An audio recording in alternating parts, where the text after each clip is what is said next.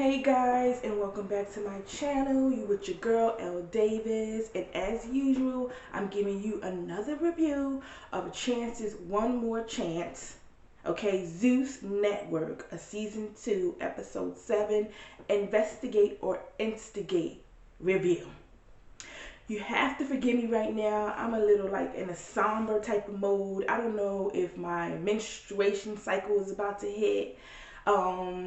I've been breastfeeding for like a year now, and my cycle has not come on yet. So I feel it. I know it's coming on. I missed it that long, but I know it's coming on because, as you can see, I have a huge zit. Looks like another head attached to my body on the side of my face. And I have the bubble guts, extreme bubble guts, okay? I'm fatigued. I'm nauseous. I'm like, what the fuck? I don't even want to do anything. But I have to be here for you guys. So anyway, jumping right into it with my notepad. Slim is still telling. Slim, the little sister, she's still telling. But I'm so mad. I'm kind of mad. I kind of wanted her to stay. Why does sluttiness prevail? You know, why did the older sister get to stay? You know, Chance, what would you want with her if she did that to your, security guard? What makes you believe she won't do it to your brother? I don't get his understanding of things. You say that, you don't want a snitch in Slim. You don't want that in a woman. So, because if you going to tell on your sister, you're going to tell on me. What can you possibly be doing with your significant other or whatever for her to tell on you? I don't get it. I find that really hard to believe that you would want to choose the one who will go behind your back and sleep with your security guard, versus the one who was obviously snitching on her sister just to stay ahead of the game. Which is wrong. Like I said in my previous video, I ain't gonna tell on my sister. I'm just gonna whoop your ass when we get home. Okay? But I just find his rationalization to be really, really strange and juvenile. It doesn't make any freaking sense. Okay? So she left. Big sister with the big mouth and the deep throat got to stay. I still don't understand that. Okay? I noticed. Okay, and I know you guys noticed when they were all doing, being investigated by Mangina, all the girls walked in wearing sneakers. They were fucking ready. Okay, they were ready. They walked in with sneakers and little shorts and whatnot, except for Dottie. But everyone was prepared. It was like, what happened was Dottie and the other girls who were dressed up for the interview, they were like the sacrificial lambs. And then they went back out in the room after their investigation was over. They gave the other girls the heads up. Yo, it's Mangina. She coming with a lot of shit. She coming with a lot of mouth. Be fucking prepared. And those bitches was like, yeah, get your sneakers on, girls. Get your Air Forces. Get them on. And they were prepared. Someone gave them the heads up that Mangina was there with her loud, raunchy mouth. And the girls put on their sneakers, Vaseline on up, slicked them edges down. Some even had scarves on, okay? And they were ready for her ass. I'm just saying. If you notice that, drop a comment down below. Moving on. Skittles and her wig line. Like I said before, everybody's there has an ulterior motive. Okay? Like, everyone's there. I think that, with Dottie, the duo, Dottie and her mom, I really think that the mom was living vicariously through her daughter, or she was being a helicopter mom. But everybody else was there for an ulterior motive because, like I said, it's an opportunity. It's an opportunity because, honestly, Skittles, not for nothing, love you, girl, you're beautiful and all. Like I said before, I don't wear wigs or lace fronts, but I do like those colors. Those colors are interesting. I like the lime green with the yellow baby hairs. I think that is very freaking innovative and creative. I do like that, but not for me. To each his own and to each his own way. But baby, stop lying. You there to, get that wig line popping. Stop it. Because if I'm making 6 figures a month off my wig line, My hobbies are going to be vacationing in my vacation home in Vermont somewhere. My hobby is going to be in Vermont in my vacation home, you know, with the fire pit, learning how to, you know, mold some vases or something like that. It is never going to be making myself look like a fool on national TV, because as a woman with that type of standards, you're too busy. You're too busy to make reality TV show just your hobby. You're using that as a platform of marketing. And girl, not that you need it, because the wigs are popping. I really hope you get, you know, the crowd you're looking for. I really do. I hope it works out or whatever, because it's a smart move. Smart move. So anyway, and I do want to say she is the only one that conducted herself reasonably when she could have snatched up a few or two or whatever. Yeah, she did snatch up that one girl. I did find it a little punkish for her to go after, what's her name? I keep calling her Yummy. The girl who left with the little cute dimple. I did find that punk move to punch her in the face. Let freaking Yodeler her handle her own battles. But other than that, I don't got no problems with Skittles or whatever. Moving on. Bougie. Bad and bougie. Okay? When Mangina is interrogating her or whatever, I didn't feel bad for her at first when it came to her OnlyFans page. And it seemed like all these heifers have OnlyFans page. I didn't feel bad for her at first because she made a comment about something, a video was old. A video was old. She just felt the need to put the story on repeat.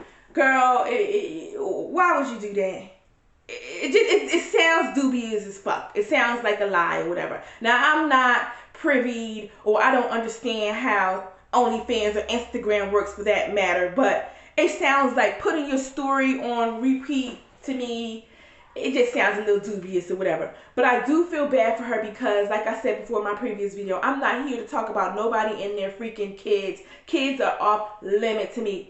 Because I have to be out here snatching up a few or fucking up a few for bothering my kids or saying something about, you know, my parenting skills, you know. So I'm not here. Kids are off fucking limits. They can't speak for themselves. They ain't in this. They ain't in this. So if she doesn't have kids, and if that's put out into the world that she's just like this ill intent, lackluster, trifling ass mama, and she's really not, I feel bad. When she started crying about how her last relationship, she really wanted kids and this and that, I felt for the girl. I really felt for the girl. And I'm like, damn, Zeus, if that is really not her story, don't do that to a woman. Stop doing that to us. Don't do that to a woman. Is she my favorite person? Hell fucking no, she's not my favorite person. But being a mother and people, knowing people who want kids, okay, and how dire it is for them to be mothers, it fucks me up that they try to spin that off like that is her truth. I just really felt for her in that sense. Who else? Okay, so when this is ironic to me. When Roly Poly came in, because Bad and Bougie was about to snatch that lace front and that Versace off of Mangina's body or whatever. She was about to get her. And Roly Poly came at the perfect opportune time, jumped right in, and it looked like she was saving her, putting her body like, hey, what's going on here? That was ironic as fuck that Roly Poly saved Mangina from getting her ass whooped, okay? and the interrogation with Roly Poly and Mangina, it went so smooth. I was looking for a beatdown. A brutal beat down, like beat your ass down type of thing. But it was funny. It seemed like Mangina and Roly Poly, after the first season was up, they mend the fences there and they're cordial because she just kind of picked Mangina up and just like, you getting out the house, I'm not getting out the house. It could have been worse than that. We all saw what Roly Poly can do. And she didn't do that to Mangina. So I feel as though they're really friends. They really mended the fences and made shit work outside or off the camera or whatever. And Yodeler too. Because Mangina and Yodeler were getting into it on season 1 too. So eliminations come in. Okay. I'm skipping down. I'm trying to make this short as possible. Eliminations rolling and I'm like, rolling my eyes like this motherfucking eliminations better go quick. Damn, y'all know how I feel about the eliminations. Goddamn, shorten that shit. So eliminations rolling, and Soldier Girl gets her head.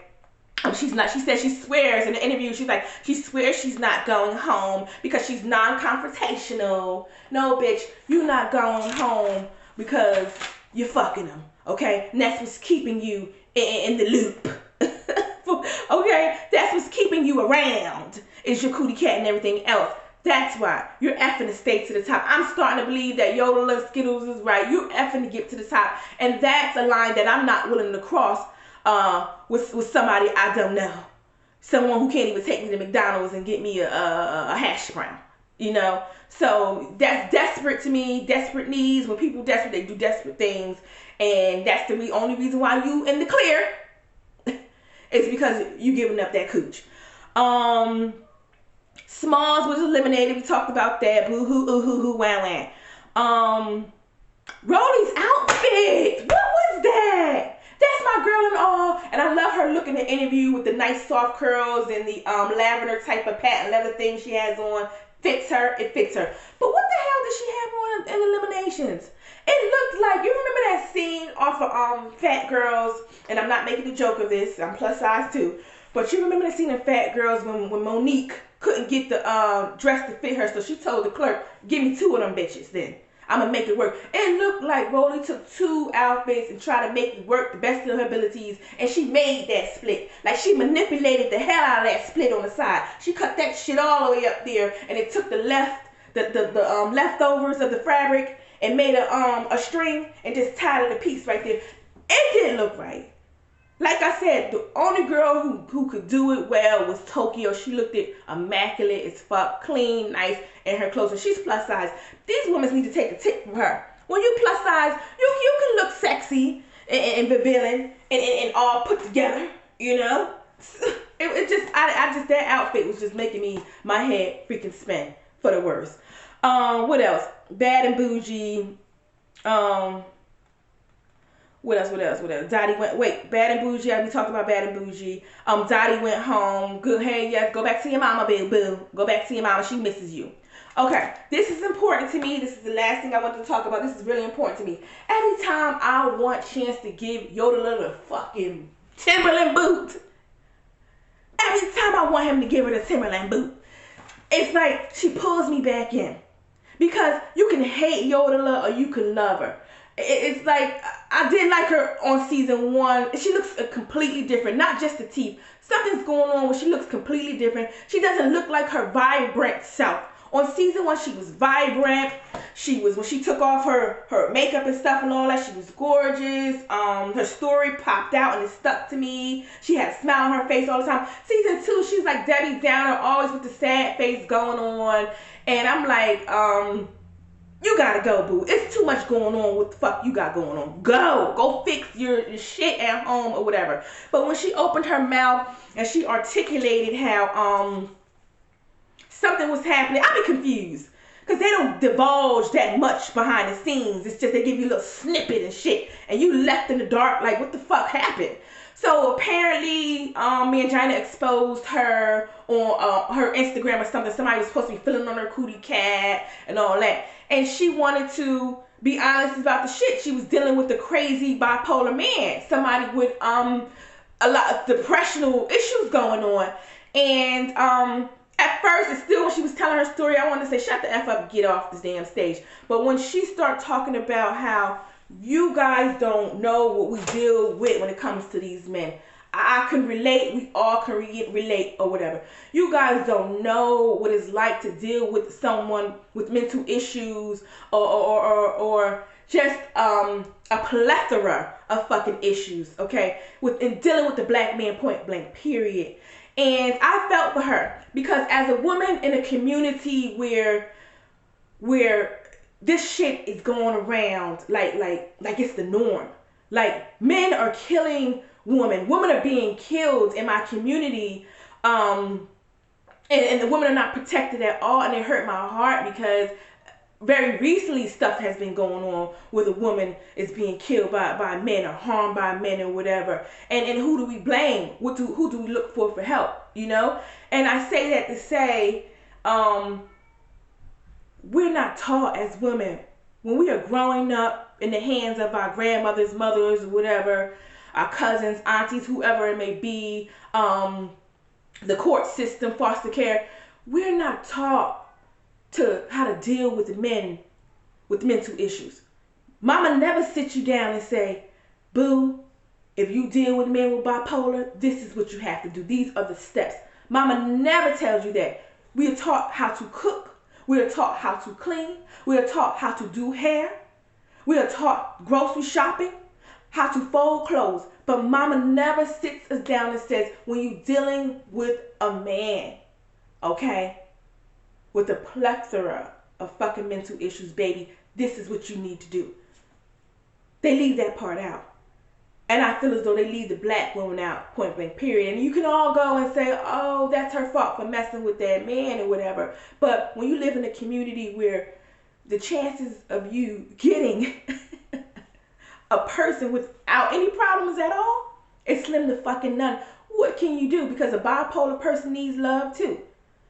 Schizophrenic person needs love too. Need intimacy too. What do you do with that? And I really feel as though the slight answer is, if you're going to deal with a man with those type of problems, you have to seek help your fucking self.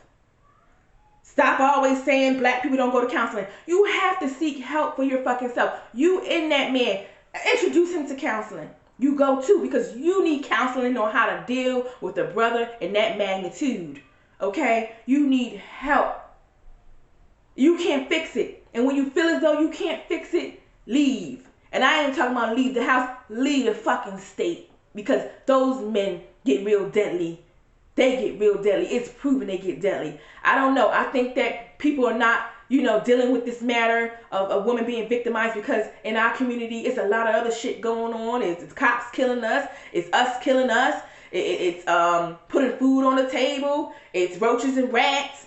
It's unequal housing. It's a lot of things. It's the safety of our children. It's the education of our children. I think women get put on the back burner like we've been getting put on the back burner from centuries and decades ago. So I don't know. I felt for her when she was crying. I started to think about all the lives that were lost because of stuff like this, and I felt like, congratulations, you got away. I'm happy for you. Like you could have went so much further than what it did. You're live and you can tell your story, and that right there is stuck dear and true to my heart. When you lose someone, or someone who was just here yesterday that died, and was the victim in the hands of that type of craziness, is like, damn, I ain't got no choice but to respect Yodeler. I don't. Moving on. Ooh, God, I was about to cry. I told y'all my period is about to come on. I was about to cry. Okay, that's all I wrote. I was about to cry. Woo! Let me get my thoughts together. But, okay, bring it on back to Skittles and promoting her business. I said, you know what? I have a business, y'all. I do. And I wasn't going to use this platform to talk about my business, but my business ain't getting off the ground yet. I'm just starting out. I've been doing what I've been doing for years. And I thought I would sell my products at fairs and stuff like that. But everyone's like, no, bitch, you got to get social media accounts. And not for nothing, I've been trying to get social media accounts. And I have kids that I thought were, educated when it comes to this social media type of shit. Because all the kids do is on the TikTok, on the Instagram, on this all damn day long. So when I asked them for their aid and to help their mommy out, it was like they ain't know what to do. So I'm like, what the fuck y'all been doing on them damn social media things then all damn day? You ain't learning shit? You just watching the shit? Get the fuck out of my face.